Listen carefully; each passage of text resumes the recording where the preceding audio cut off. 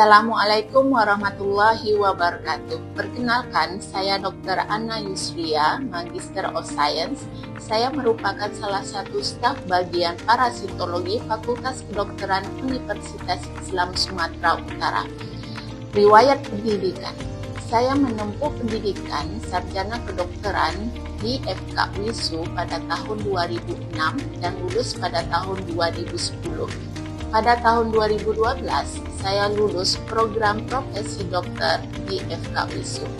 Kemudian saya melanjutkan pendidikan di Magister Ilmu Kedokteran Tropis Fakultas Kedokteran Universitas Gadjah Mada pada tahun 2013 dan lulus pada tahun 2015. Pada tahun 2016, saya bergabung di FK UISU sebagai staf pengajar.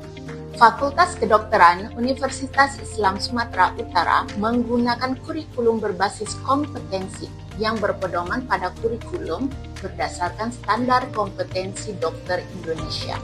Proses pengajaran di FK UISU menggunakan strategi pembelajaran SPICES. SPICES merupakan singkatan dari Student Centered, di mana di sini mahasiswa berperan lebih aktif dalam kegiatan pembelajaran, kemudian mengembangkan kemampuan belajar mandiri dan juga berpikir kritis. Problem based, mahasiswa belajar melalui pemecahan masalah yang relevan dengan dunia nyata kedokteran, sehingga mereka dapat menerapkan pengetahuan dan keterampilan yang dipelajari dalam situasi praktis. I, singkatan dari integrated, pembelajaran diintegrasikan antara kuliah sehingga mahasiswa dapat melihat keterkaitan antar disiplin ilmu kedokteran. C, yang berarti community based, pembelajaran melibatkan pengalaman di masyarakat, memungkinkan mahasiswa untuk memahami konteks sosial dan budaya dari masalah kesehatan. Kemudian di E, elektif, mahasiswa memiliki kesempatan untuk memilih mata kuliah atau kegiatan pembelajaran tertentu yang sesuai dengan minat dan bakat mereka, sehingga pembelajaran lebih personal dan menarik tentunya.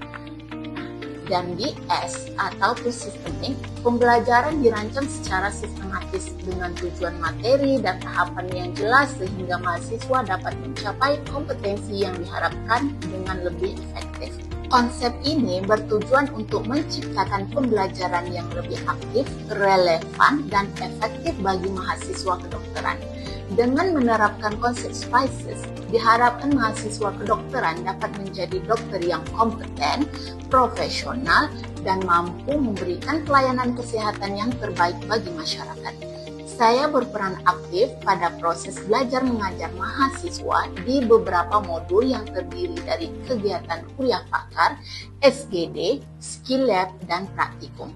Di antaranya saya terlibat pada modul pencernaan bersama tim teaching FK UISU yang berasal dari preklinik dan klinik. Modul pencernaan merupakan modul ke-7 dari 25 modul yang wajib diselesaikan mahasiswa selama pendidikan sarjana kedokteran di FK UISU. Modul ini diberikan pada semester kedua dan berlangsung selama 5 minggu dengan bobot 5 SKS. Modul pencernaan mengajarkan tentang aspek biomedis dasar, biomedis klinis, ilmu klinis, serta ilmu kesehatan masyarakat dari organ dan sistem pencernaan. Pengajaran berfokus pada pemberian pemahaman kepada mahasiswa mengenai struktur, fungsi, kerja, kelainan serta manajemen kelainan organ dan sistem pencernaan. Modul pencernaan diajarkan oleh beberapa dosen dari berbagai disiplin keilmuan. Kontributor bidang ilmu di modul pencernaan antara lain bagian anatomi, histologi, fisiologi, biokimia, ilmu penyakit gigi dan mulut, ilmu penyakit dalam, ilmu kesehatan anak, ilmu bedah, farmakologi, mikrobiologi, parasitologi, radiologi, patologi klinik, patologi anatomi, dan ilmu kesehatan masyarakat.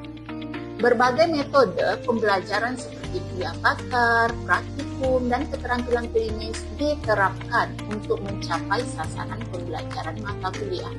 Penyusunan dan pembaharuan bahan ajar seperti buku modul, buku panduan praktikum, buku panduan keterampilan klinis dilakukan setiap tahun. Kegiatan perkuliahan terintegrasi dengan small group discussion berdasarkan problem based learning, di mana setiap minggunya mahasiswa akan diberikan skenario masalah untuk diselesaikan pada kegiatan diskusi kelompok dan belajar mandiri. Dalam hal keterampilan klinis, mahasiswa diajarkan anamnesis, pemeriksaan fisik, pemeriksaan penunjang, diagnosa, dan manajemen kelainan sistem pencernaan. Asesmen atau penilaian modul terdiri dari evaluasi harian yang akan dilakukan secara formatif dengan form penilaian SGD sebesar 10%, evaluasi mingguan dari penilaian tugas makalah sebesar 20%, evaluasi akhir modul menggunakan metode MCQ atau multiple choice question berbasis komputer sebesar 70%. Berikut adalah cuplikan video pembelajaran yang saya lakukan pada modul pencernaan dengan materi parasit pada sistem pencernaan yang dilakukan secara luring dalam waktu 2 kali 50 menit di ruang kuliah FKUISU. Selamat siang adik-adik mahasiswa mahasiswi semester 2. Baiklah, sebelum kita mulai sesi kuliah kita di siang hari ini, ada baiknya kita berdoa bersama-sama. Bismillahirrahmanirrahim. Rabbi ighfirli ilma warzuqni fahman wa'amin. Saya Dr. Ana Yusria, MSc dari bagian parasitologi FKUISU. Saya alumni dari FKUISU angkatan 2006 yang pendidikan terakhir S2 Ilmu Kedokteran Tropis dari FKUGM angkatan 2013. Hari ini kita akan kuliah dengan judul parasit pada sistem pencernaan. Jadi ini merupakan topik dari 20 topik yang akan diajarkan di modul pencernaan ini. Jadi modul pencernaan ini merupakan modul ke-7 dari 25 modul yang harus ada dijalankan selama pendidikan di FKUISU. Jadi saya harapkan nanti semuanya bisa lulus tepat waktu ya. Nah, jadi mata kuliah di modul pencernaan ini diampu oleh dosen-dosen pakar dari berbagai bidang keilmuan dan tentunya terintegrasi dengan kegiatan akademik lainnya seperti skill lab, kemudian ada lagi tutorial SGD dan juga praktikum ya. Jadi kehadiran adik-adik pada saat kuliah pakar ini merupakan salah satu poin penilaian kelulusan di modul pencernaan. Selain nanti ada modul itu berkontribusi sebesar 60% kelulusannya ya. Jadi kita mulai saja untuk topik parasit penyebab infeksi pada saluran cerna atau parasit pada sistem pencernaan sama saja ya. Nah, yang menjadi tujuan pembelajaran kita di topik hari ini ya, menjadi objektif kita. Nah, yang pertama kita akan membahas terkait dengan klasifikasi parasit penyebab infeksi saluran pencernaan. Jadi kira-kira jenis spesiesnya apa aja ya yang bisa menyebabkan infeksi di sistem pencernaan kita. Nah, kemudian ada juga morfologi life cycle dari parasit ya, jadi bagaimana siklus hidup dari parasit tersebut mulai dari manusia hingga menyebabkan gejala nanti bahasa di manifestasi klinis. Kemudian bagaimana penegakan diagnosisnya, cara pencegahan serta sifat-sifat dari parasit tersebut. Cara klasifikasi parasit penyebab infeksi saluran pencernaan itu ada dua golongan. Bisa penyebabnya adalah cacing atau kita sebut sebagai Helminthes. Nah, dan ada juga yang penyebabnya adalah protozoa. Nah, pertama kita bahas dulu terkait dengan karakteristik atau sifat dari ketiga kelas cacing yang kelas nematoda seperti ada yang tahu dari usus. Trichoides contohnya. Nah, itu ukuran bentuknya itu silindris ya dan tidak mempunyai segmen. Beda juga dengan cacing-cacing dari cestoda, itu bentuknya pipih seperti pita. Jadi kita sering sebut sebagai cacing pita. Kalau cacing pita ini dia kualitasnya ya. Nah, untuk sistem pencernaannya sendiri manusia. Sedangkan kalau nematoda itu saluran cernanya hanya berakhir di sayap. Kalau cestoda dia tidak mempunyai saluran cerna. Nah, begitu juga dipunyai oleh nematoda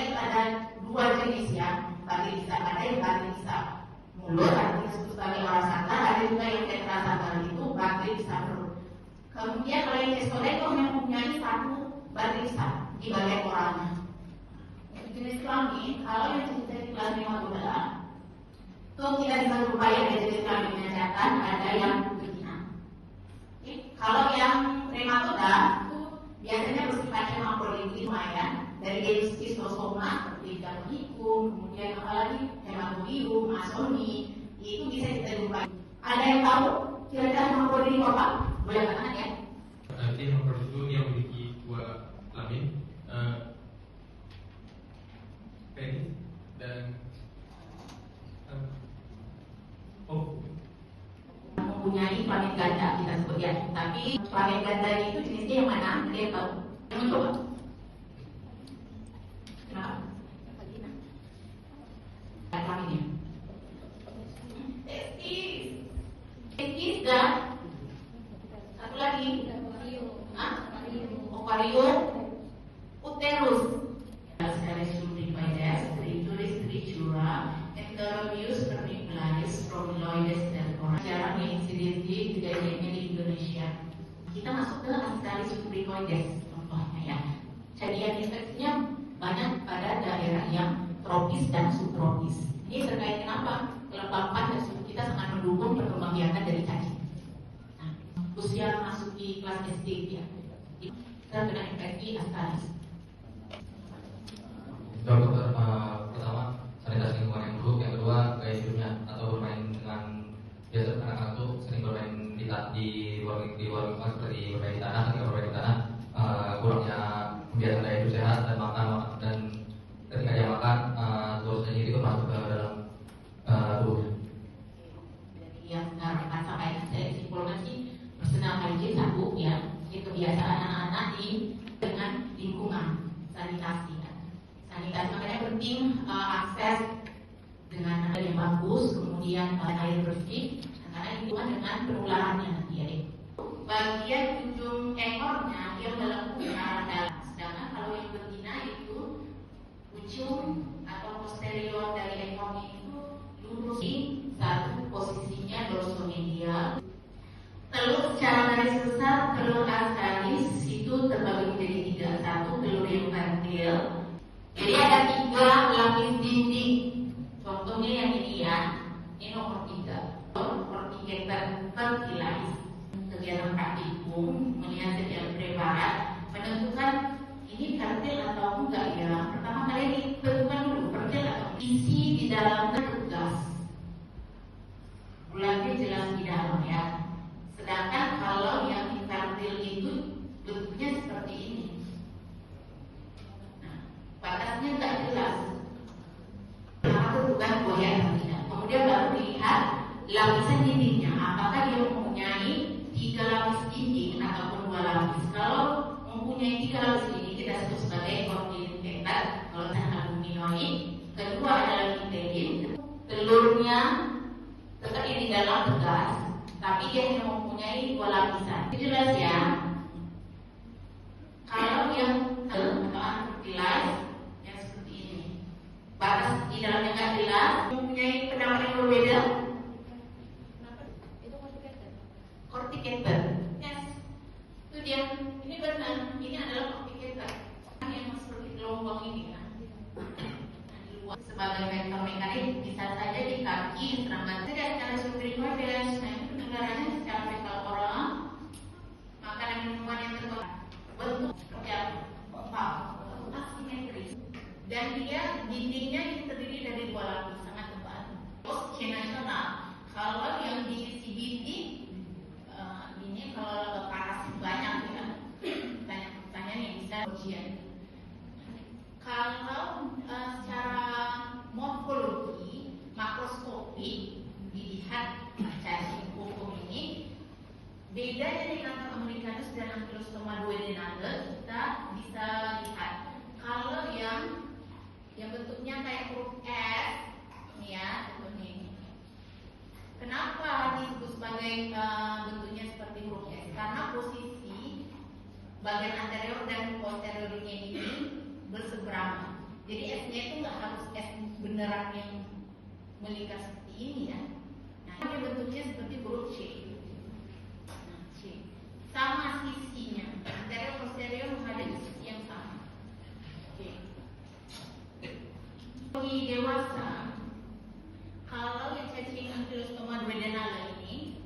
kita lihat jantan dan betina kita sama ya, kita lihat kalau pada betina, kalau adik-adik jumpai disediakan Madonna ini dia mempunyai 2 pasang gigi yang sama besar, beda ini ya.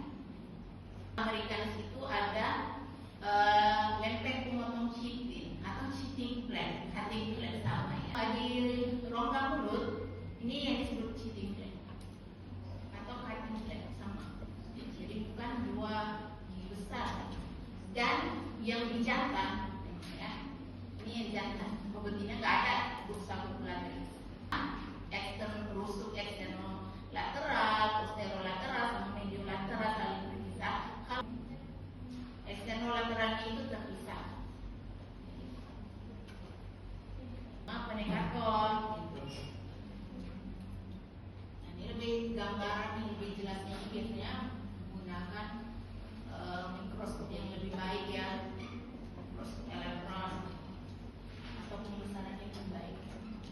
Nah, yang ini gambaran mikroskopis.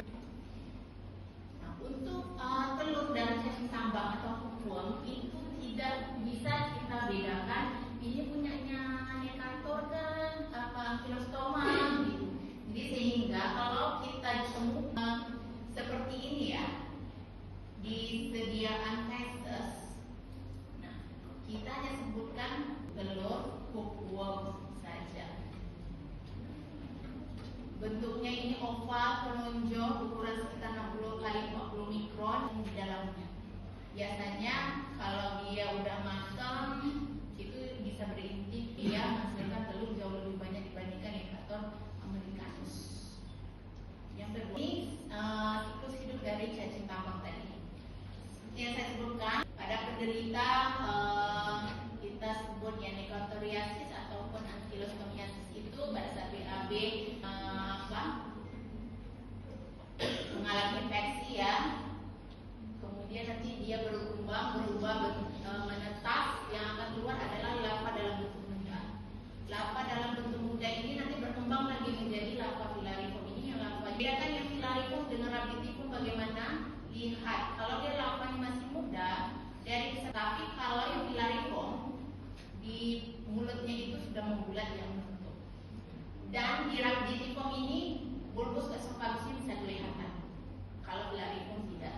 Interaksi dengan kaki, kalau yang anak-anak tidak pakai alas kaki atau bekerja di perkebunan atau itu terus cacing benang. Yang cacing Myloides tercoralis yang habitatnya itu dia bisa di luar. Nah, ini untuk siklus hidup dari Strongyloides tercoralis ini agak melewati siklus paruh, kemudian menjadi dewasa di mana usus halus tadi ya. Patogenesisnya. Usus halus menjadi dewasa ini termasuk sebagai cacing nematoda yang larvivorous. Jadi dia bisa menghasilkan larvanya langsung. Siklus paruh. Nah, kemudian berputar ikut lagi mengikuti siklus yang sama. Jadi, nah itu yang autoinfection. Berasal dari diri kita sebut sebagai cacing benang.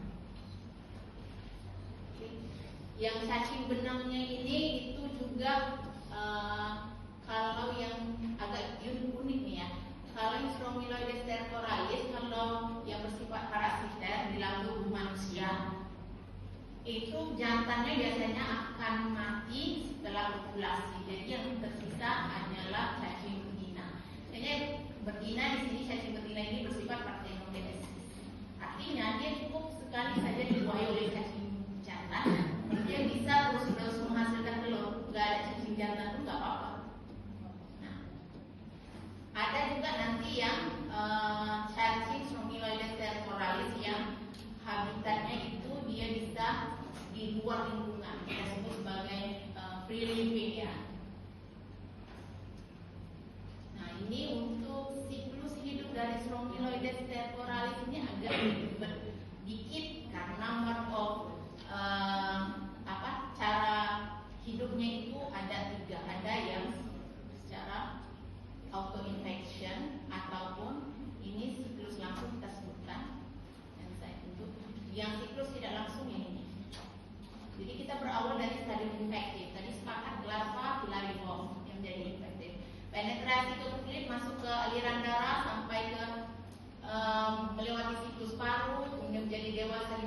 usus halus tadi ya. Patogenesisnya. Usus halus menjadi dewasa. Dewasanya itu dia menghasilkan telur. Telurnya ini dia bisa langsung menetas di dalam tubuh hospesnya, salinannya itu tanpa harus dikeluarkan di lingkungan. Jadi kita sebut ini termasuk sebagai cacing nematoda yang larvivorous. Jadi dia bisa menghasilkan larvanya langsung ya. Nah, larva yang dihasilkan itu biasanya dalam bentuk larva muda atau larva rabitivore. Ini yang akan keluar bersamaan dengan ginjal biasanya. Kalau mode of infectionnya pada siklus auto-infection, yang larva rabitivore ini dia bisa berkembang menjadi yang bentuk pilariform. Ini sesuai dengan tanda panah menjadi pilariform. Pilariform masuk ke siklus paru. Nah, kemudian berputar ikut lagi mengikuti siklus yang sama. Jadi, nah itu yang auto-infection. Berasal dari diri. Nah, untuk morfologi dewasa, kalau yang cacing Ankylostoma duodenale ini, Americanus ataupun Ankylostoma ini dia mempunyai dua pasang gigi yang sama besar. Dan nanti di slide berikutnya, Necator Americanus itu ada lempeng pemotong chitin. Kalau yang Ankylostoma duodenale, ketiga lunak dia menjadi cacing jantan dan betina. Ini makanya yang ada clipping Strongyloides. Telur Strongyloides stercoralis atau kita bahas paling sering menyebabkan penyakit teniasis. Telur kayaknya teniasis disebabkan oleh bisa bentuknya lebih pendek ya dibandingkan dengan prototip di teniasis binatang persegi kecil kan juga sedikit. Nah ini cacing hematoid sana itu ada penyebab infective infective.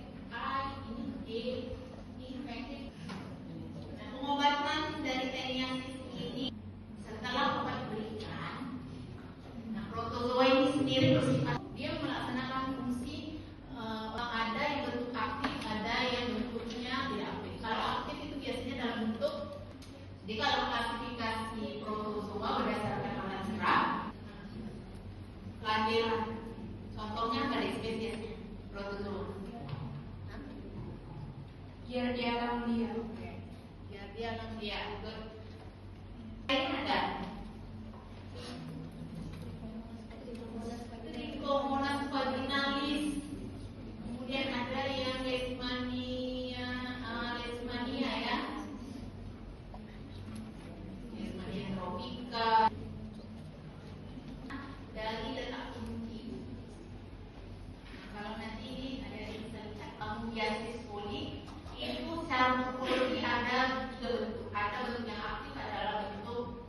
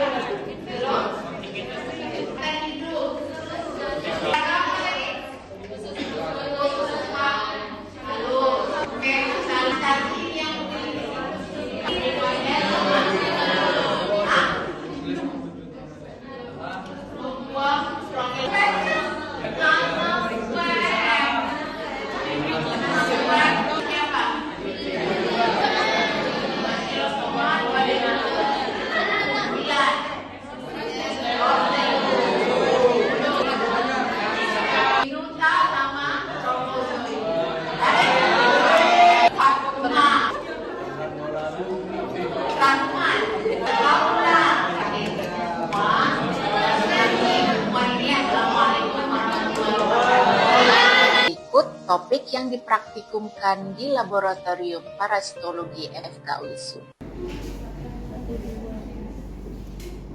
Bukan yang besar itu, Dok. Yang kecil-kecil.